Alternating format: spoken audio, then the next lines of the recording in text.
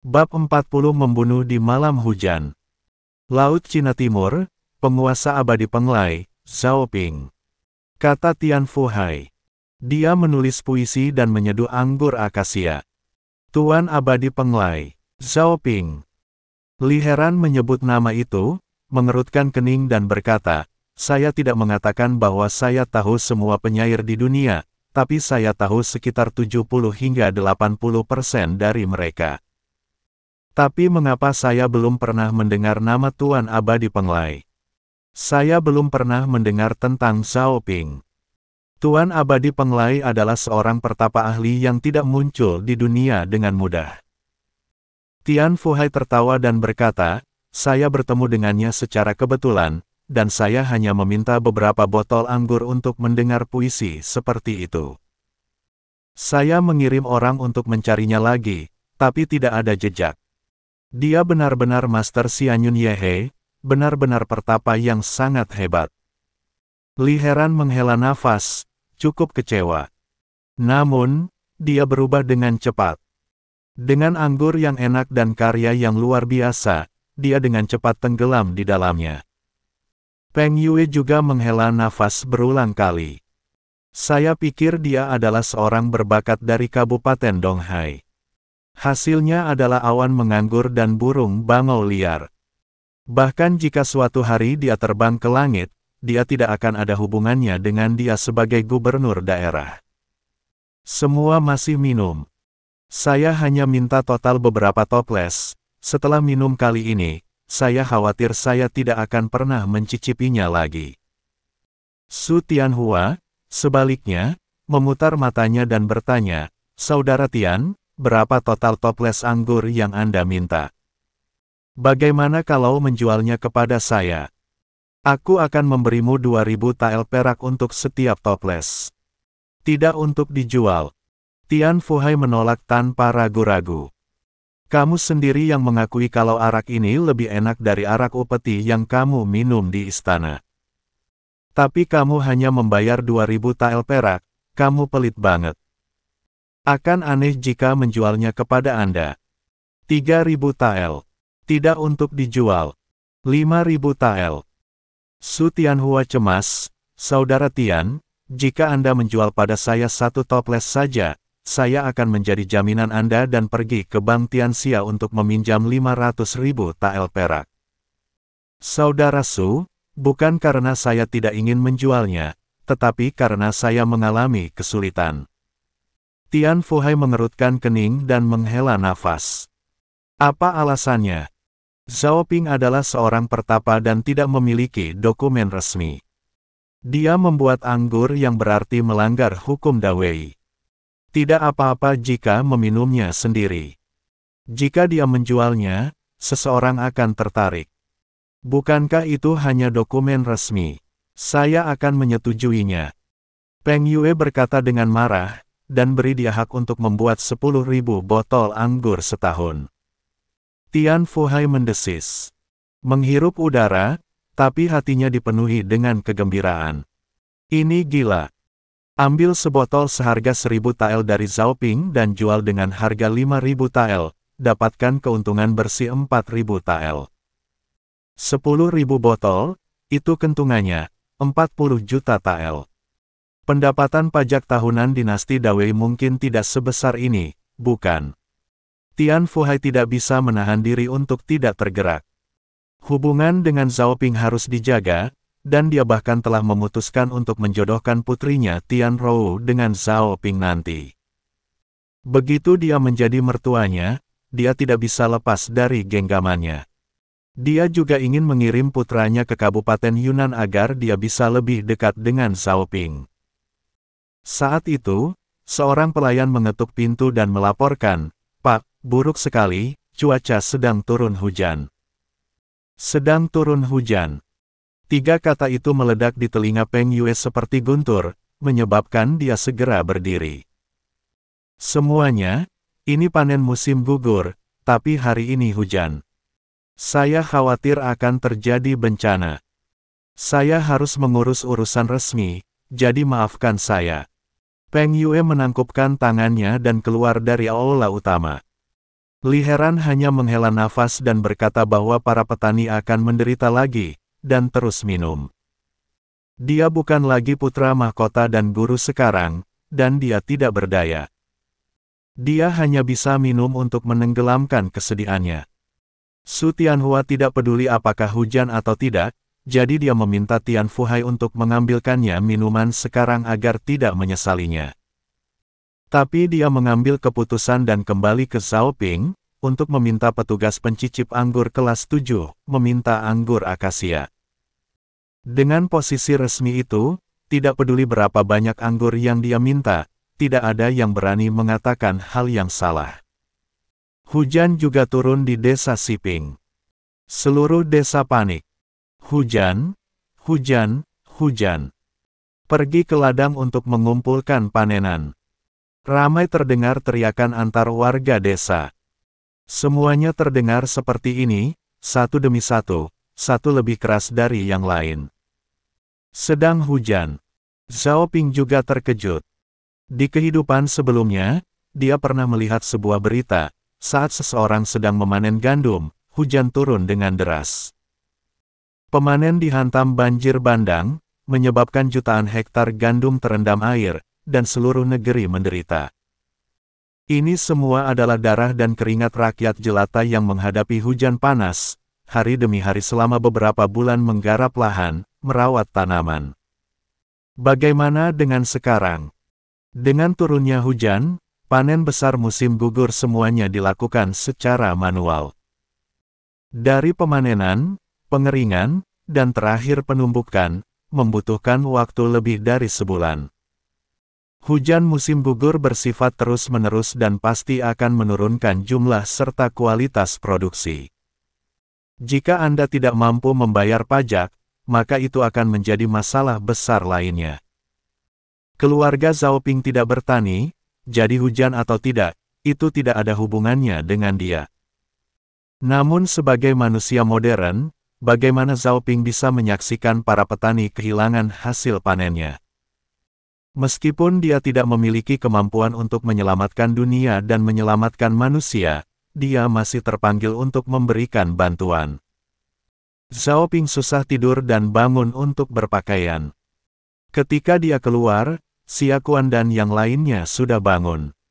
Zhaoping ingin mengatakan sesuatu, tetapi dia tidak berani membuka mulut.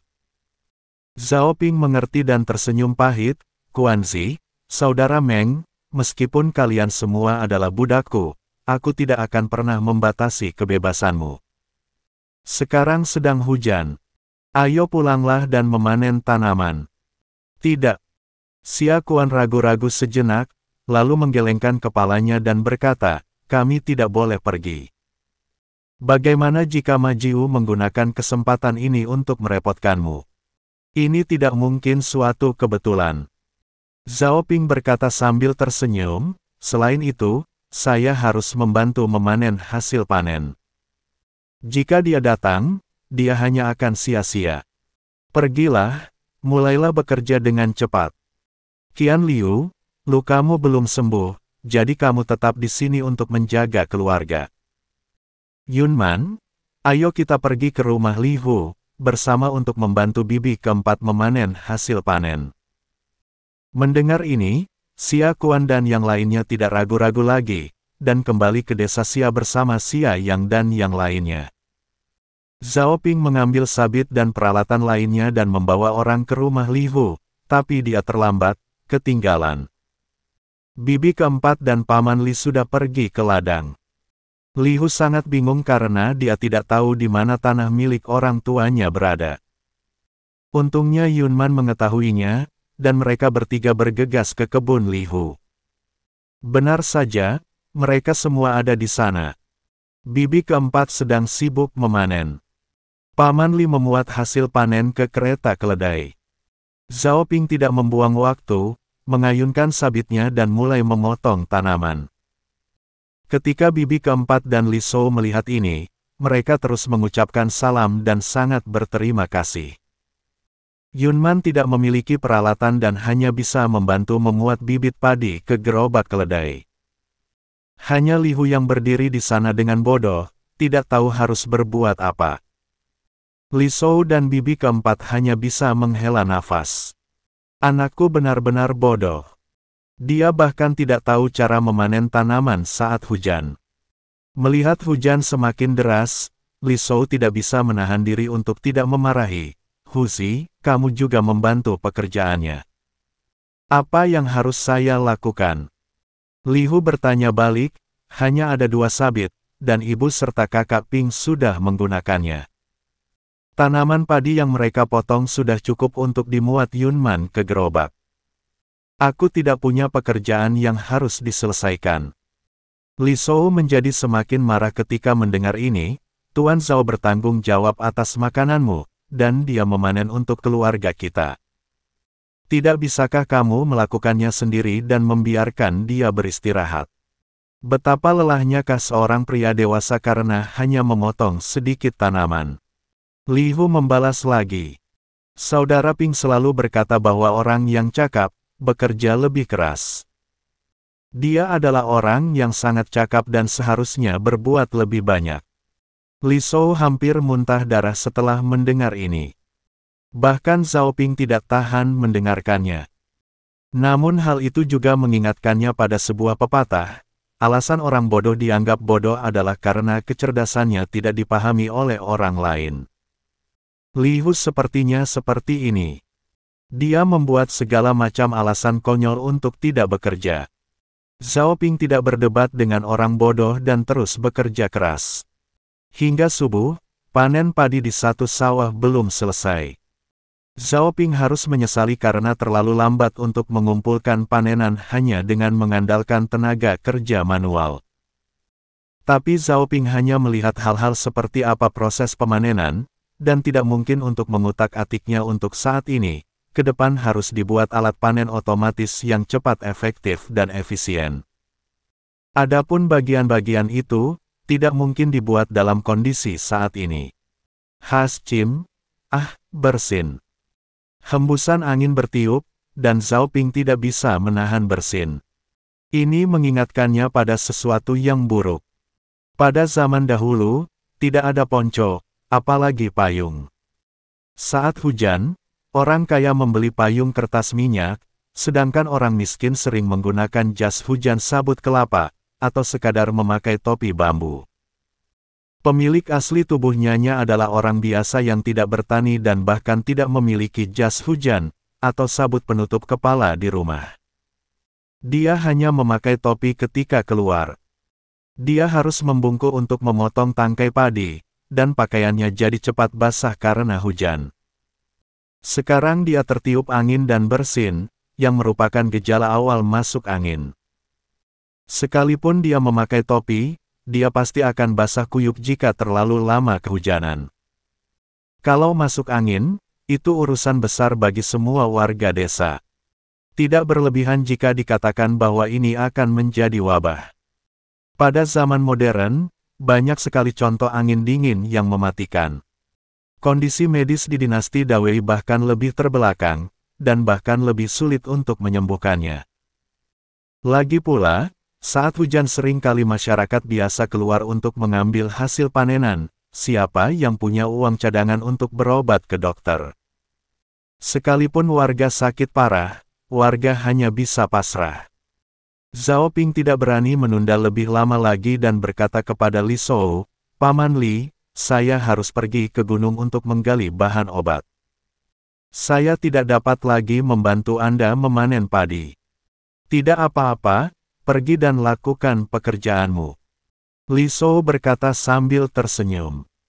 Zhao Ping juga berpesan kepada Li Shou untuk tidak terburu-buru memanen saat hujan, karena tidak akan terlambat untuk memanen setelah hujan reda. Tapi Li Shou tidak mau mendengarkan dan terus sibuk. Masyarakat awam sudah bekerja keras lebih dari setengah tahun menggarap lahan dan merawat tanaman, bukankah hanya untuk mendapatkan hasil panen seperti saat ini? Jangankan hujan air, hujan pisau pun tidak akan bisa menghentikan mereka. Zhao Ping menggelengkan kepalanya, tidak berdaya. Akan turun hujan semakin deras, dan istrinya Liu Mengru ingin menikahkannya dengan Wen Hui, dan Zhao Ping tidak bisa menghentikannya. Dia hanya bisa melakukan yang terbaik untuk mencegah berjangkitnya wabah setelahnya. Dia baru saja melakukan perjalanan melintasi waktu, dan Zhao Ping tidak ingin melakukan perjalanan lagi karena wabah penyakit. Yunman adalah murid Zhao Ping, jadi dia secara alami dibawa pergi olehnya. Li Wu, sebaliknya, juga mengikuti dengan bodohnya. Zhao Ping pun membiarkan, karena dengan satu orang lagi, dia bisa membawa lebih banyak bahan obat ke rumah untuk menghindari kehabisan obat di kemudian hari. Mereka bertiga pulang duluan dan berganti pakaian bersih dan kering. Zhao Ping meminta Wen Hui, Liu Mengru dan Qian Liu membuat jas hujan dari sabut kelapa sambil mulai merebus bahan obat. Saat ini obat flu belum ada, jadi Zhao Ping harus menyiapkannya sendiri. Untungnya, Zhao Ping sebelumnya menjual banyak bahan obat pada Lin Hua, beberapa di antaranya khusus digunakan untuk mengobati masuk angin. Pilek yang disebabkan oleh hujan atau kedinginan adalah pilek yang disebabkan oleh angin dan hawa dingin. Untuk pencegahan sebaiknya gunakan Yuping Feng Powder yang bahan utamanya adalah Astragalus, Atractylodes, dan Fang Feng. Zhao Ping menggunakannya untuk membuat ramuan. Mereka bertiga minum semangkuk dan segera merasa lebih segar. Kali ini Wen Hui dan yang lainnya juga membuat jas hujan sabut kelapa sederhana, diikat dengan ilalang dan dililitkan di badan, bercelah di mana-mana, tapi lebih baik daripada tidak sama sekali. Pada saat yang sama, di sebuah rumah dengan dinding batu bata berwarna biru dan ubin hitam di Kabupaten Yunnan, seorang pria berwajah bopeng mengulurkan tangan untuk menangkap tetesan air hujan yang jatuh. Tangan itu hanya memiliki 4 jari. Dia adalah Ma Jiu. Sudut mulutnya melengkung membentuk ekspresi dingin. Berbisik, kesempatan telah tiba. Semuanya, bersiaplah, ayo bunuh Zhao Ping di malam hujan.